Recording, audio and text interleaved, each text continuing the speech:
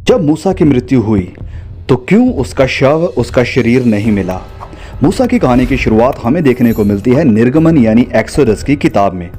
निर्गमन की किताब में तकरीबन 2 मिलियन गुलाम लोग एक बहुत ही बड़े, शक्तिशाली और प्रभावशाली देश से आज़ाद होकर बाहर निकलते हैं। इन गुलामों का यानी इजरायली लोगों का मिस्र से बाहर निकलना बहुत ही इंटरेस्टिंग है। एक बहुत ही इंटरेस्टिंग इवेंट है जिसमें कि बहुत सारे चमत्कार भी शामिल थे और बाइबल के कुछ बहुत ही अजीब चमत्कार इसी कहानी में हमें देखने को मिलते हैं। जब ये इजरायली लोग मिस्र की गुलामी से बाहर निकलते हैं तो मूसा वो इंसान है जो इन्हें लीड कर रहा है और मूसा ने इतने चमत्कार देखे जितने कि अब्राहम, इज़ाक और याकूब ने मिलकर भी नहीं देखे होंगे। जब हम इस निर्गमन की किताब यानी एक्सोडस पढ़ते हैं तो एक के बाद एक बहुत ही बड़ा चमत्कार हमें देखने को मिलता है और जिससे ये जाहिर होता है कि परमेश्वर अपने लोगों के लिए, उनके छुटकारे के लिए खुद इंटरसीड यानी काम कर रहे थे। और खुदा ये सारे चमत्कार दिखाते हुए ये साबित कर रहे थे और जाहिर कर रहे थे कि उसकी बनाई हुई सृष्टि की हर एक चीज़ के ऊपर, समुद्र के ऊपर, पानियों के ऊपर, सृष्टि के हर एक रेंगने वाले जीव जंतुओं के ऊपर और हर एक चीज़ के ऊपर उनका अधिकार है और वही हैं इन्हें बनाने वाले और इन्हें संभालने वाले। निर्गमन की किताब की इस पूरी कहानी में हम नहीं जाएंगे, आप ऑलरेडी जानते हैं इस पूरी स्टोरी को, पूरे इवेंट को, तो हम इसे थोड़ा शॉर्ट में देखेंगे। हम जानते हैं कि जब इजरायली लोग मिस्र में बहुत ज़्यादा बढ़ चुके थे तो एक नया फिरौन आया जो कि यूसुफ को नहीं जानता था। यूसुफ वो इंसान है जिसकी वजह से इजरायली लोग यानी यहूदी लोग इस बड़े मिस्र शहर में शिफ्ट हुए थे।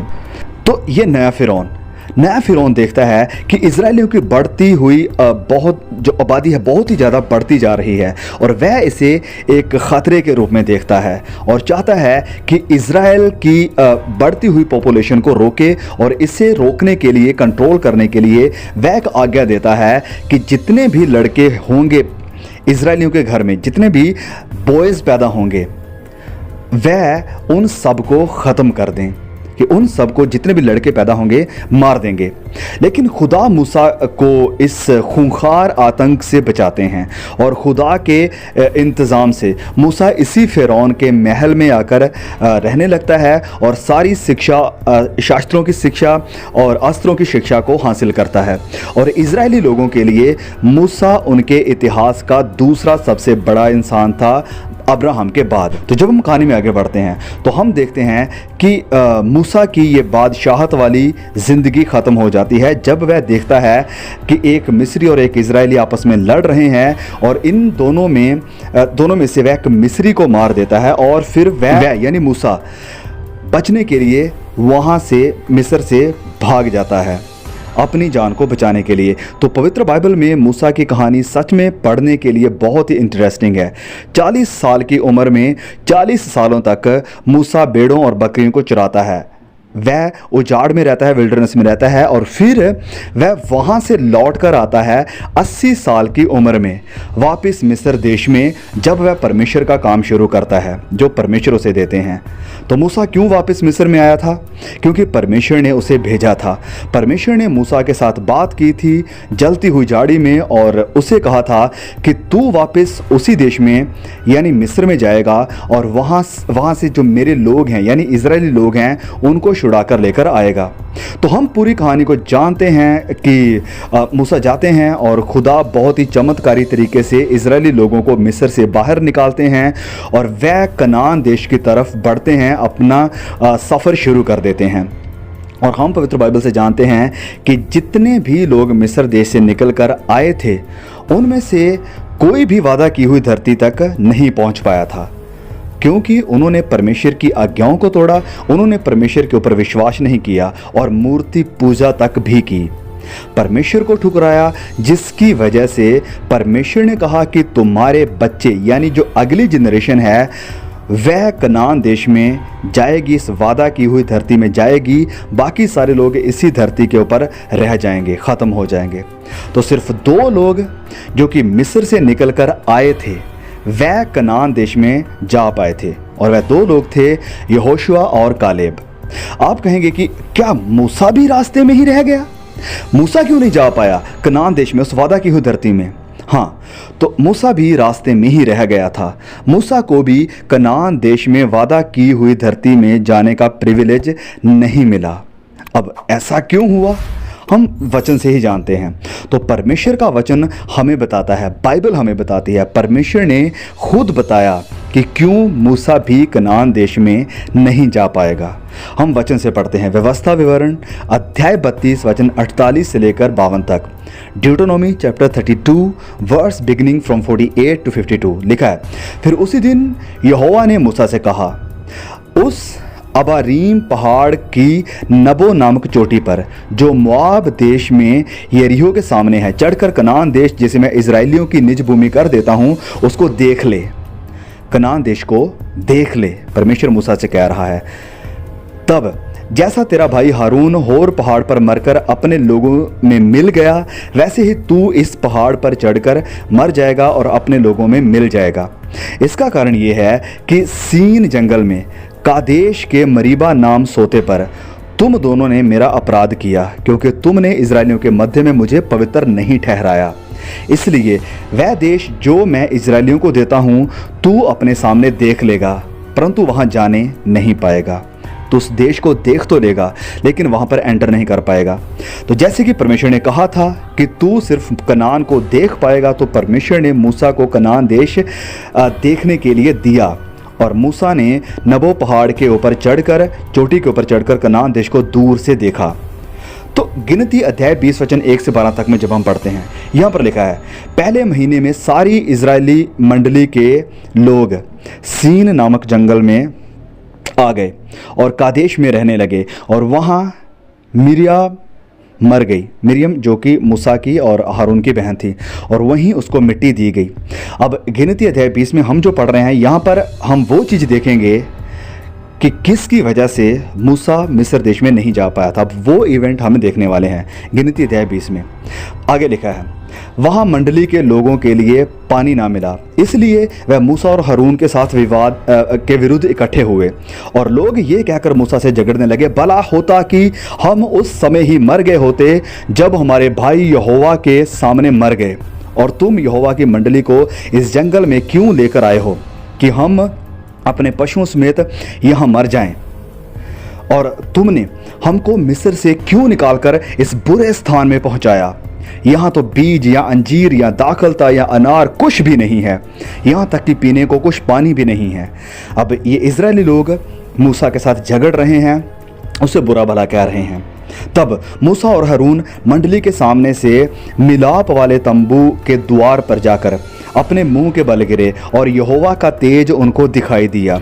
तब यहोवा ने मूसा से कहा, उस लाठी को ले और तू अपने भाई हारून समेत मंडली को इकट्ठा करके उनके देखते उस चट्टान से बातें कर। चट्टान को कह बातें कर, तब वह अपना जल देगी। इस प्रकार से तू चट्टान में से उनके लिए जल निकालकर मंडली के लोगों और उनके पशुओं को पिला। तो परमेश्वर ने मूसा को आज्ञा क्या दी है कि चट्टान के पास जा, उससे बातें कर, मतलब कि उससे बस कह दे। फिर आगे यहोवा की आज्ञा के अनुसार मूसा ने उसके सामने से लाठी को ले लिया, और मूसा और हारून ने मंडली को उस चट्टान के सामने इकट्ठा किया। तब मूसा ने उससे कहा यानी इजरायली लोगों को कि हे बलवा करने वालों, सुनो, क्या हमको इस चट्टान में से तो देखा आपने, क्या हमको इस चट्टान में से तुम्हारे लिए जल निकालना होगा। तब मूसा ने हाथ उठाकर लाठी चट्टान पर 2 बार मारी। लाठी चट्टान पर 2 बार मारी। आज्ञा क्या थी परमेश्वर की कि उस चट्टान के साथ बातें करना, उससे बस कहना। तो चट्टान को 2 बार लाठी मारी और उसमें से बहुत पानी फूट निकला, और मंडली के लोग अपने पशुओं समेत पीने लगे। परंतु मूसा और हारून से यहोवा ने कहा, तुमने जो मुझ पर विश्वास नहीं किया और मुझे इजरायलियों की दृष्टि में पवित्र नहीं ठहराया, इसलिए तुम उस मंडली को उस देश में पहुंचाने ना पाओगे जिसे मैंने इन्हें दिया है। तो जब मूसा ने उस चट्टान के ऊपर, उसी पहाड़ी के ऊपर लाठी को मारा, तो पानी तो जरूर निकल आया इजरायलियों के लिए, लेकिन परमेश्वर ने मूसा से कहा, तूने जो मुझ पर विश्वास नहीं किया और मुझे इस्राएलियों की दृष्टि में पवित्र नहीं ठहराया, इसलिए तुम इस मंडली को इस देश में यानी वादा किए हुए देश में पहुंचाने ना पाओगे जिसे मैंने उन्हें दिया है। तो कुछ लोगों को शायद ये सज़ा जो परमेश्वर ने दी मूसा को बहुत ही सीवियर लगे, बहुत ही सख्त लगे, लेकिन जब हम इसे गहराई में देखते हैं तो हम मूसा ने जो किया है उसे समझ पाएंगे कि ये कितनी बड़ी गलती थी। आगे हम इसी चीज़ को एक्सप्लेन करने वाले हैं। तो यहाँ पर मूसा ने कुछ गलतियाँ कर दी। सबसे पहले परमेश्वर ने उससे कहा था कि उस चट्टान को कहना कि तुम्हें पानी दे, लेकिन इसकी बजाय मूसा ने 2 बार चट्टान को हिट किया, उसे मारा, और ये परमेश्वर के वचन की उल्लंघना करना था, मतलब परमेश्वर की आज्ञा को तोड़ना था। इस इंसिडेंट से पहले जब परमेश्वर ने एक चट्टान से इजरायलियों के लिए पानी मुहैया किया था, तब परमेश्वर ने मूसा से कहा था कि चट्टान को मारना, लेकिन इस बार परमेश्वर के इंस्ट्रक्शंस मूसा के लिए अलग थे, पहले वाले नहीं थे। मूसा को परमेश्वर के ऊपर विश्वास रखने की ज़रूरत थी और उसके प्रति वफादार रहने की ज़रूरत थी कि बस वही काम करे जो परमेश्वर ने उसे करने को कहा है, और अगर उसने कुछ करने को कहा है तो इसके पीछे ज़रूर कोई रीज़न होगा, कोई ना कोई तो बात परमेश्वर के दिमाग में होगी कि परमेश्वर ने मूसा से ये कहा था, और वो हम आगे देखने वाले हैं। और मूसा को परमेश्वर के वायदे के ऊपर भरोसा होना चाहिए था। और फिर दूसरी बात, इस चमत्कार के लिए मूसा अपने आप को क्रेडिट दे रहा है। मूसा कहता है कि हे बलवा करने वालों, सुनो, क्या हमको इस चट्टान में से तुम्हारे लिए जल निकालना होगा? और इस चीज को परमेश्वर बिना सजा दिए हुए जाने नहीं दे सकते थे, क्योंकि इजरायलियों के सामने परमेश्वर की जो महिमा है उसे दबा दिया गया है, परमेश्वर की आज्ञा को तोड़ा गया, उसकी महिमा को चुराकर खुद ले लिया। ये परमेश्वर की पवित्रताई के खिलाफ था। और जब हम पढ़ते हैं आगे नए नियम में तो बहुत सी बातें अब हमारे लिए क्लियर हो जाएंगी कि ये इतना बड़ा गुनाह क्यों था। पहला कुरिन्थियों अध्याय 10 वचन 4 में यहाँ पर लिखा है, संत पौलुस लिखते हैं, सबने एक ही आत्मिक जल पिया, क्योंकि वह उस आत्मिक चट्टान से पीते थे जो उनके साथ साथ चलती थी, और वह चट्टान मसीही था। वह चट्टान प्रभु यीशु मसीही था। तो ये चट्टान जिससे पानी बाहर आया था, ये प्रभु यीशु मसीह को दर्शाती थी। जब हम पहला कुरिन्थियों अध्याय 10 और उसके वचन 4 में पढ़ते हैं तो एक बार पहले ही चट्टान को मूसा के द्वारा मारा गया था, पहले ही मारा गया था, ताकि लोगों के लिए पानी का इंतज़ाम करे। और ये हमें देखने को मिलता है निर्गमन यानी एक्सोडस चैप्टर 17 वर्स 6 में, निर्गमन 17 वचन 6 में। देख, परमेश्वर कहते हैं मूसा से, देख मैं तेरे आगे चलकर होरेब पहाड़ की एक चट्टान पर खड़ा रहूंगा और तू उस चट्टान पर मारना। अब परमेश्वर की आज्ञा क्या है कि इस चट्टान को मारना, निर्गमन 17 में। तब उसमें से पानी निकलेगा जिससे लोग पिएं। तब मूसा ने इजरायलियों के विरुद्ध लोगों के देखते वैसा ही किया। तो चट्टान को पानी के इंतज़ाम के लिए ऑलरेडी एक बार मारा गया था, जैसे कि वचन हमसे कहता है कि प्रभु यीशु एक ही बार हमारे गुनाहों की माफ़ी के लिए, हमारी साल्वेशन के लिए क्रूस पर चढ़ाया गया, मारा गया। इब्रानियों अध्याय 7 वचन 27 में हम पढ़ते हैं कि उन महायाजकों के समान उसे यानी प्रभु यीशु को अवश्य नहीं कि प्रतिदिन पहले अपने पापों के लिए फिर लोगों के पापों के लिए बलिदान चढ़ाए, क्योंकि उसने अपने आप को बलिदान चढ़ाकर उसे एक ही बार निपटा दिया, एक ही बार। मूसा का उस चट्टान को बोलना जब दूसरी बार पानी का इंतज़ाम हुआ था, मूसा का उस चट्टान को बोलना प्रार्थना को दर्शाता है, प्रार्थना को, जो कि आज हम विश्वासी लोग करते हैं। प्रभु यीशु को एक ही बार मारा गया और वह आज भी उसके पास आने वालों को लगातार ज़िंदगी का पानी देता है, जो विश्वास करके प्रार्थना में उससे मांगते हैं। और जब मूसा ने गुस्से में आकर, क्रोध में आकर उस चट्टान को 2 बार हिट किया, 2 बार मारा, तो उसने बाइबल की समानता को यानी टाइपोलॉजी को ख़त्म कर दिया, इसका विनाश कर दिया। और ये करते हुए उसने प्रभु यीशु को दोबारा कुर्बान किया, दोबारा मारा, सलीब पर चढ़ाया। जब पहली बार निर्गमन अध्याय 17 में परमेश्वर ने मूसा को चट्टान को मारने के लिए कहा था, तो यहाँ पर प्रभु यीशु की तस्वीर को दिखाया गया था कि वह हमारे रिडीमर बनेंगे, वह हमें ज़िंदगी का पानी देंगे यानी साल्वेशन देंगे। पवित्र बाइबल में पुराने नियम में भी बार बार इस बात का जिक्र आया है कि खुदा परमेश्वर हमारी चट्टान है जो कि हमें ज़िंदगी का पानी देता है, और ये ज़िंदगी का पानी दर्शाता है हमारी साल्वेशन को, कि हमें साल्वेशन वो देता है, वो चट्टान देती है। और जैसे कि हमने ऑलरेडी पढ़ा है हिब्रूस में कि प्रभु यीशु मसीह आवर रॉक, हमारी चट्टान, एक ही बार मारा गया ताकि हमारे लिए साल्वेशन का इंतज़ाम करे, हमारे लिए साल्वेशन का, अनंत ज़िंदगी का, कभी ना ख़त्म होने वाले पानी का इंतज़ाम करे।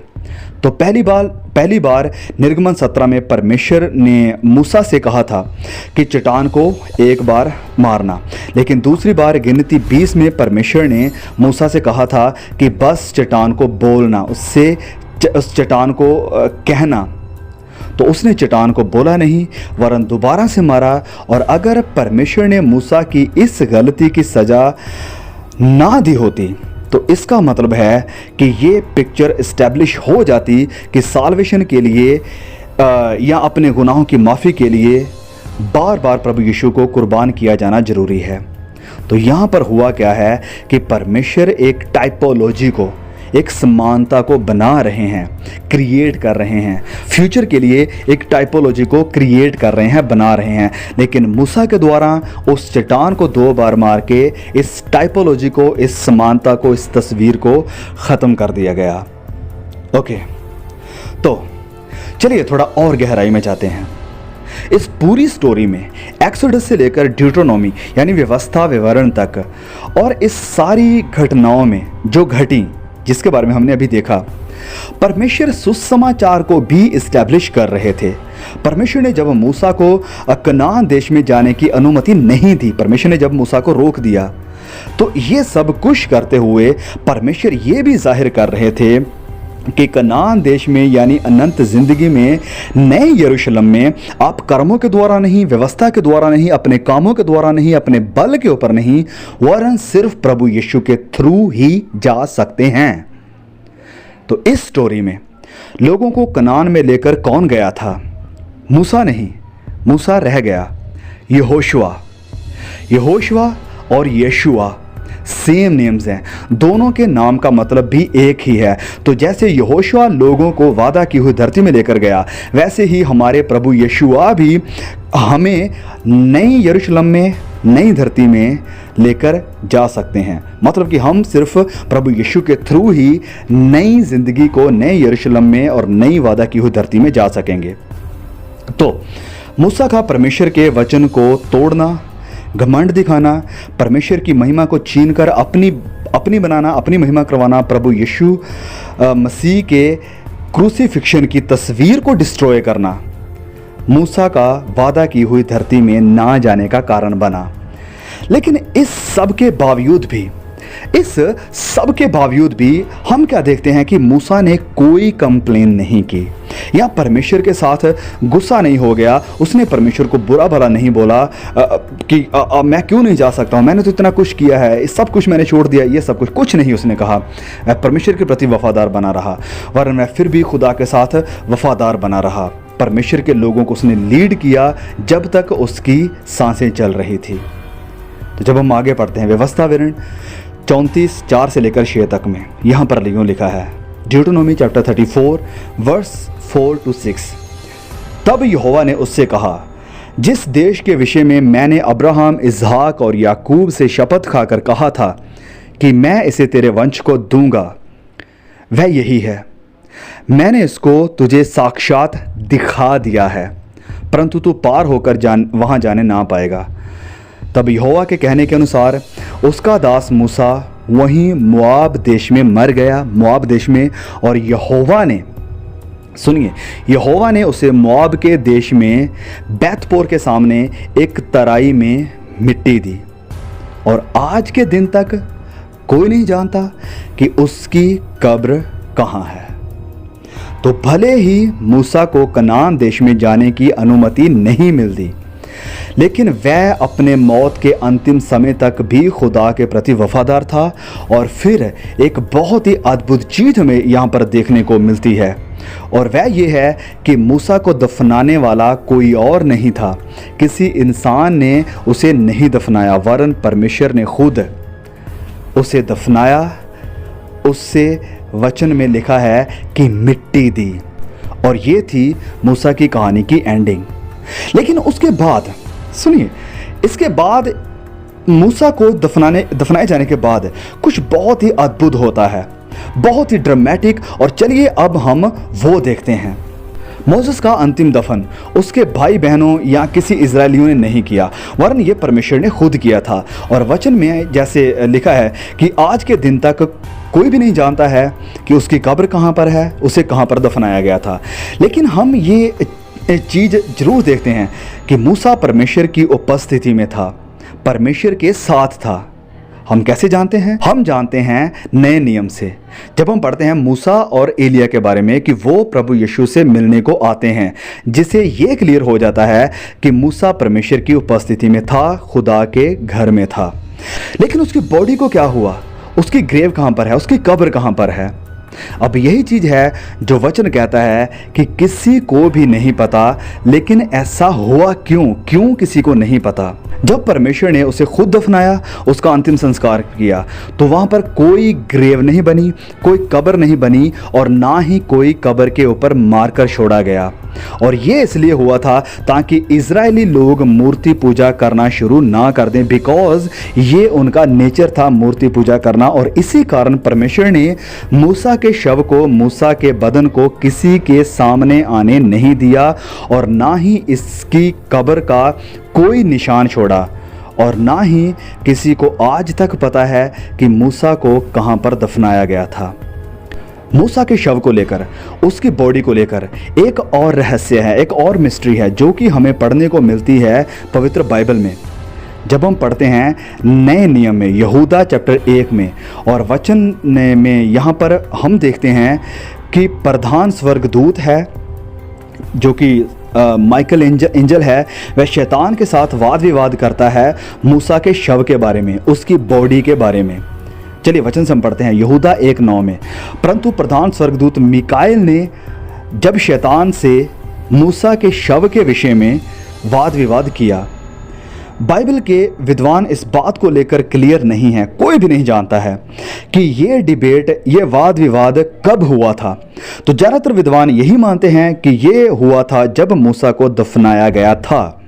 और दूसरा सवाल ये भी आता है कि शैतान मूसा के शव को, मूसा के शरीर को क्यों चाहता था? शैतान का मूसा के शव को लेने का मकसद एक ही था कि वह मूसा को लोगों के सामने लेकर जाए और लोगों से इसकी, यानी इस इंसान की, मूसा was a human being, he was not a god, yes he was the greatest prophet, but he was a human being. तो शैतान चाहता था कि मूसा की आराधना करवाए, वर्शिप करवाए, कि आपका इतना बड़ा नबी जिसने आपको व्यवस्था दी, जिसने परमेश्वर के साथ आमने सामने बातें की, जो आपको इतने बड़े देश से आज़ाद करवा कर लेकर आया है, उसके लिए मूर्त बनाओ, इसे सजदा करो। तो यही काम शैतान चाहता था मूसा के शव के साथ करना। लेकिन मूसा के शव के दूसरी तरफ खड़ा था, जैसे वचन में हमने पढ़ा है, स्वर्गदूत मिकाएल, जिसने कि शैतान को ये काम करने नहीं दिया और खुद मूसा के शव का इंतज़ाम किया। मतलब कि वह परमेश्वर की तरफ से था। मूसा की मौत और शव को लेकर, चाहे ये बहुत सारे रहस्य हैं, मिस्ट्रीज़ हैं, लेकिन कुछ फैक्ट्स हैं, कुछ सच्चाइयाँ हैं जो हमें देखने को मिलती हैं। और वह ये हैं, सबसे पहले परमेश्वर के वचन सत्य हैं, परमेश्वर के वचन हक हैं, सच्चाई हैं, और उसकी भविष्यवाणियाँ पूरी हुई हैं, होती हैं और होंगी। दूसरी बात, पाप परमेश्वर के डिसिप्लिन को लेकर आता है। पाप के साथ परमेश्वर कितना सीरियसली डील करते हैं, फिर चाहे पाप करने वाला कोई भी क्यों ना हो। तीसरी बात, परमेश्वर सारी मिस्ट्रीज़ को सारी बातों को, सारे रहस्य भरी बातों को एक्सप्लेन नहीं करते हैं, लेकिन एक सच्चाई ये भी है, यहोवा के भक्तों की मृत्यु उसकी दृष्टि में अनमोल है। भजन संहिता 116 वचन 15। So I hope you are blessed through this message. आपने आशीष को पाया है। प्लीज़ इस वीडियो को अपने तक ना रखिए और भी भाई बहनों के साथ, रिश्तेदारों के साथ, चर्च मेंबर्स के साथ शेयर जरूर कीजिए। और हाँ, अगर अभी तक आपने यार चैनल को सब्सक्राइब नहीं किया तो please I request you channel को सब्सक्राइब कर लीजिए, साथ में बेल आइकॉन को भी दबा लीजिए ऐसे ही informative, biblical, spiritual, motivational messages को देखने के लिए। जल्द मिलेंगे एक और नए वीडियो के साथ। तब तक के लिए खुदा मुझे, आपको, हम सबको संभाल के रखे। आमीन।